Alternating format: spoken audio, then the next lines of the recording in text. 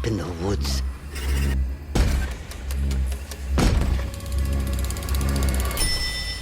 Do exist. It's just people with closed minds. Alright, so I watched the Hokum movie, and it is written and directed by David McCarthy, starring Adam Scott. Side note here, I'm editing. I wanted to mention that the director, Damien McCarthy, I forgot that he directed one of my favorite horror movies, which was Caveat, one of the movies that I got to enjoy with my wife. So, awesome. It's probably why, in my reasonings of this review, you'll see why the writing was pretty starring good. Adam Scott. And Adam is well known for his role in Parks and Recreations and recently the hit TV series Severance. Seems now that he's headed back into films, which is pretty great. This movie, I didn't catch the trailer for it online, nor did I hear the hype going on through it. The only time I heard about this movie's existence is through a video essay on a criticism of a well-known movie reviewer on this platform.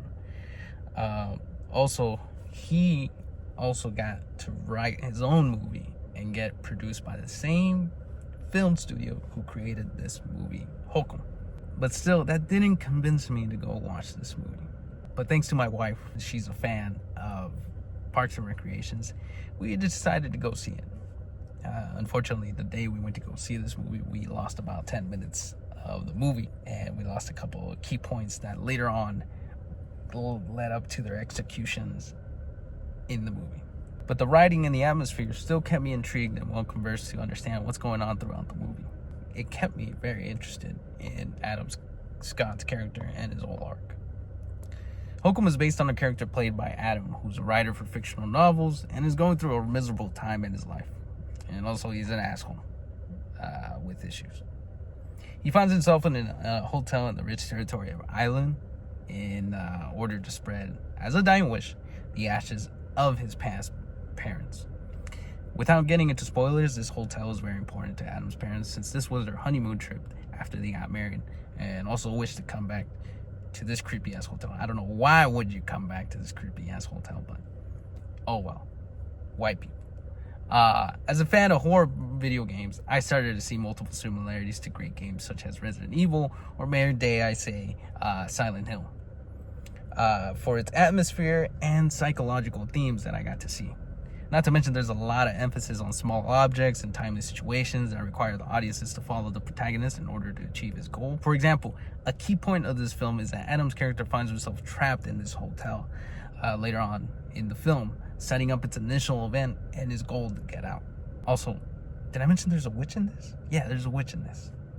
But she's not something that we should mention much because it's just another thing to deal with, and it's part of the movie. I mentioned earlier that the atmosphere and the writing is doing the heavy lifting in here, which kept me from rolling my eyes due to sometimes movies produced by these studios, especially this one, they tend to rely on very cliche and jump scary entertainment.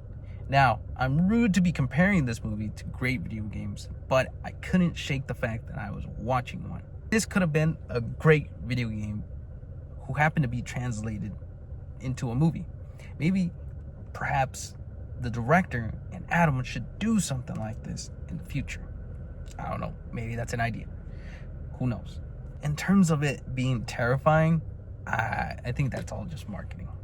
Just kind of like, for example, something that comes up in my head is possibly, I think there's a movie right now being put out. I think it's Passengers. That's another movie that is a perfect example that probably, I haven't seen it, but I'm sure it's like this, where the marketing is doing all the heavy lifting, and once you go there, it's probably a load of shit. Because I only see cheap jump scares and creepy weirdos in this movie, I came out this movie thinking that how cheap of an impression this movie gave me. My last comparison to a video game for this film, which is the most fairest, I would say FNAF. No. You might be saying, why FNAF? Okay, with its countless lores and its multiple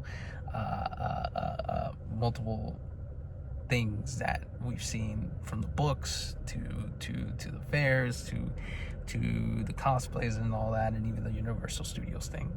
I know it's become a full-on horror icon for everybody, but I'm talking about the more simple times back in 2015 when FNAF came out.